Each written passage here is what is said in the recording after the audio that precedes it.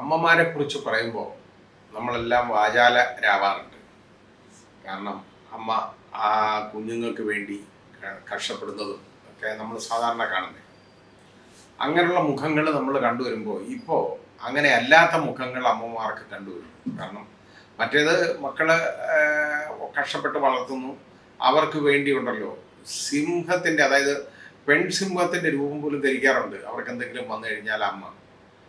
ഇപ്പൊ നേരെ മറിച്ച് അല്ലാത്ത വിധത്തിൽ, അതായത് ഈ യാതൊരു കമ്മിറ്റ്മെന്റും ഇല്ലാതെ മക്കളോടോ ഒന്നും ഒരു സ്നേഹവും ഇല്ലാത്ത രീതിയിലുള്ള പെരുമാറ്റം കാണുന്ന ചില സാഹചര്യങ്ങൾ കണ്ടുവരുന്നുണ്ട്. അതിൻ്റെ ഒരു ഉദാഹരണമാണ് നമ്മൾ ഈ ചെറുതോണി എന്ന് പറയുന്ന സ്ഥലം, അതായത് തങ്കമണിക്കടുത്ത്, ഇടുക്കിയിലെ തങ്കമണിക്കടുത്ത് ചെറുതോണിയിലുള്ള ബിൻസി ജോസഫ് എന്ന് പറയുന്ന 53 കാരിയുടെ ഒരു ഇടപാടിനെ കുറിച്ചുള്ള വാർത്ത വെളി വന്നിട്ടുണ്ട്. അപ്പോൾ ആ ഒരു മകനാണുള്ളത്, അയാൾ സൈനികനാണ്, അയാൾ വിവാഹിതനാണ്, അയാൾക്ക് ഭാര്യയുണ്ട്. അപ്പോൾ ഈ ഭാര്യയൊക്കെ ഇവരുടെ കൂടായി താമസിച്ചുകൊണ്ടിരുന്നത് ബിൻസി ജോസഫിനോടൊപ്പം. ഒരു മകളുണ്ട് ഈ ബിൻസി ജോസഫിന്. ഇത് കൂടാതെ മീര എന്നുള്ള ഒരു പെൺകുട്ടി. ഈ ബിൻസി ജോസഫ് ഒരുപാട് അവരെ കുറിച്ച് മനസ്സിലാക്കിയത് ആഭിചാര ക്രിയകളിൽ വളരെ ഇഷ്ടമുള്ള ഒരു സ്ത്രീയാണ്. അതായത് ഈ മന്ത്രവാദികളുമായിട്ട് വലിയ അടുപ്പമാണ്. എന്തെങ്കിലുമൊക്കെ മന്ത്രവാദം നടത്തുക, അതുപോലുള്ള ഈ ദുഷ്ചെയ്തികളൊക്കെ നടത്തുക. അപ്പോൾ ആ ആഭിചാര ക്രിയകളിൽ വളരെ ആകൃഷ്ടയാണ്.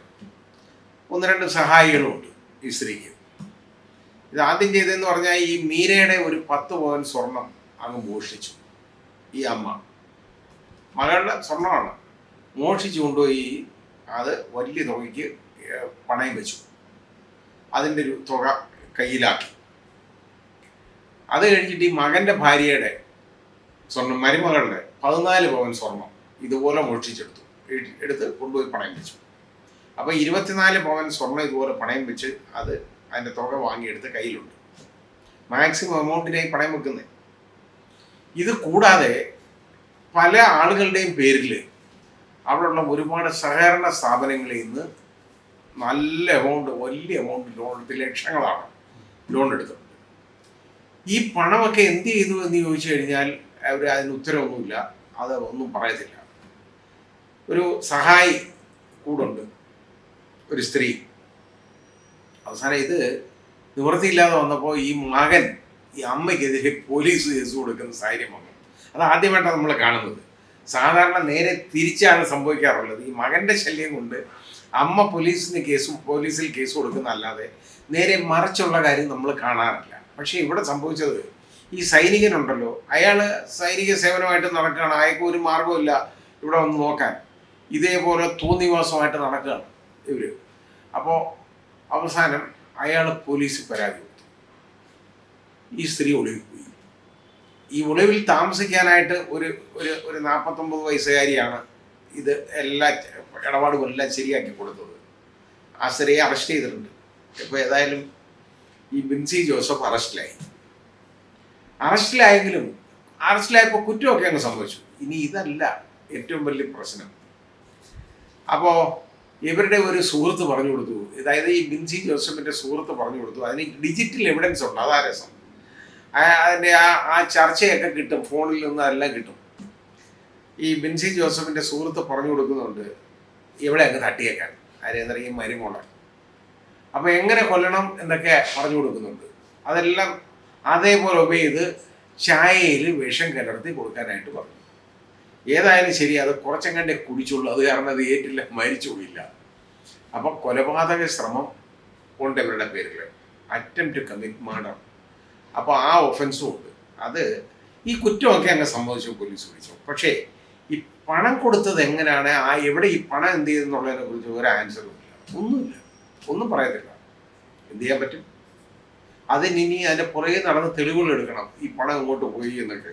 കാരണം ലക്ഷക്കണക്കിന് രൂപ ചിലവാക്കിയിട്ടുണ്ട്. ഇത് പിടിച്ചത് എങ്ങനെയാണെന്നറിയോ? ഇത് ഇവിടുന്ന് വണ്ടിപ്പെരിയാറിലുള്ള ഒരു മന്ത്രവാദിയെ കാണാനായിട്ട് പോവായിരുന്നു. ആ പോയ പോക്കിനാണ് ഇവിടുത്തെ വീണത്. കാരണം ഇവർ എങ്ങനെയായാലും ഈ മന്ത്രവാദികളെ കാണാൻ ശ്രമിക്കും എന്നുള്ളത് പോലീസിനറിയാം.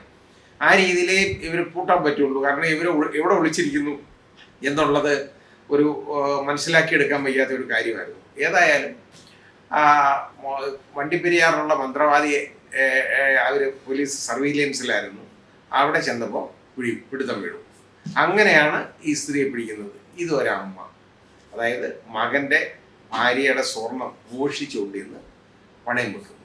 അത് സ്വർണം തിരിച്ചു കൊടുക്കുന്നില്ല, സ്വർണം നഷ്ടപ്പെട്ടു.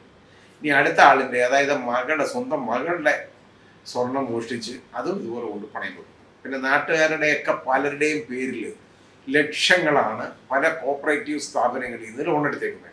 ഇങ്ങനെയൊക്കെയുള്ള പ്രശ്നങ്ങളുണ്ട്. ഇതുപോലെ ചെയ്യുന്ന ഒരമ്മയെ നമ്മളിപ്പോൾ കാണുകയാണ്.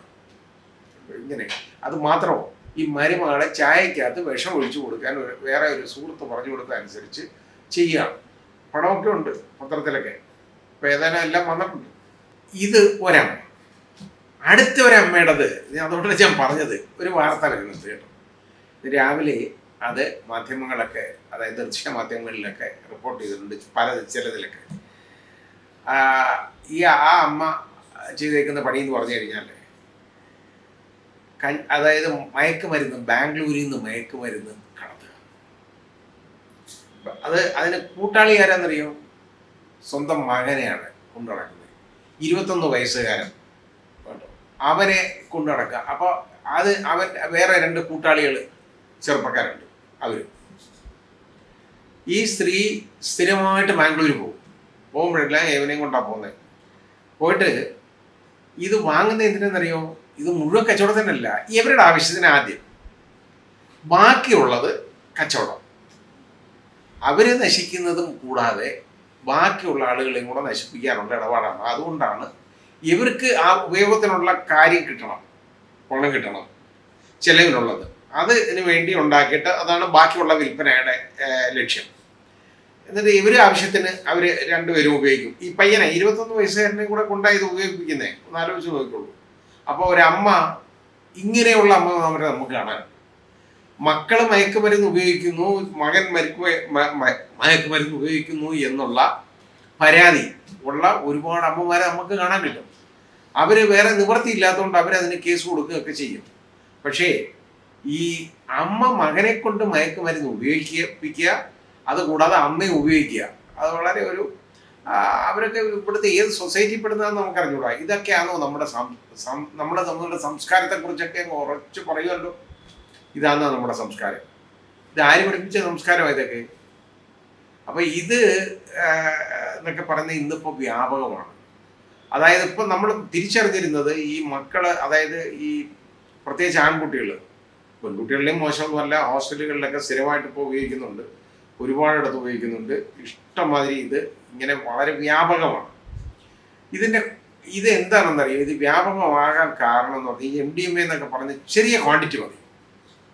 ഇപ്പം ഈ കഞ്ചാവ് എന്നൊക്കെ പറഞ്ഞു കഴിഞ്ഞാൽ ഉണ്ടല്ലോ, വലിയ പൊതിക്കെട്ട് വേണം.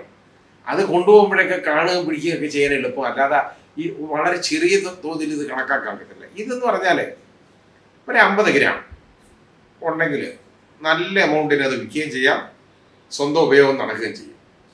അത് കാരണം അത് കുറേശ്ശെ മാത്രം ചിലവാക്കി എടുത്താൽ മതി. ഒരു 2 ഗ്രാം ഒക്കെ തന്നെ കൈമാറ്റം ചെയ്താൽ മതി, വലിയ എമൗണ്ട് കിട്ടും.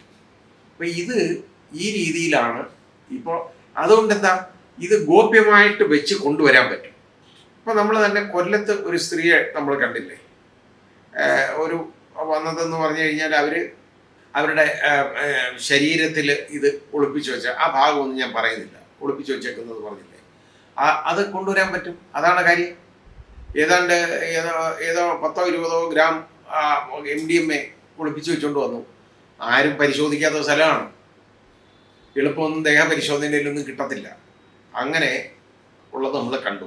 അപ്പോൾ സ്ത്രീകൾ ഇത് വ്യാപകമായിട്ട് ഇപ്പോൾ ഇതിൻ്റെ കാരിയേഴ്സായിട്ടും അതുപോലെ ഉപഭോക്താക്കളായിട്ടും മാറുന്നത് ഒരു കാഴ്ചയാണ് നമ്മളിപ്പോൾ കണ്ടുകൊണ്ടിരിക്കുന്നത്. നമ്മുടെ സമൂഹം ഇങ്ങോട്ട് പോകുന്നു, നമ്മുടെ പെൺകുട്ടികൾ ഇങ്ങോട്ട് പോകുന്നു. അത് വീടുകളിൽ ശ്രദ്ധിക്കണം, സമൂഹം ശ്രദ്ധിക്കേണ്ട ഒരു കാര്യമാണ്.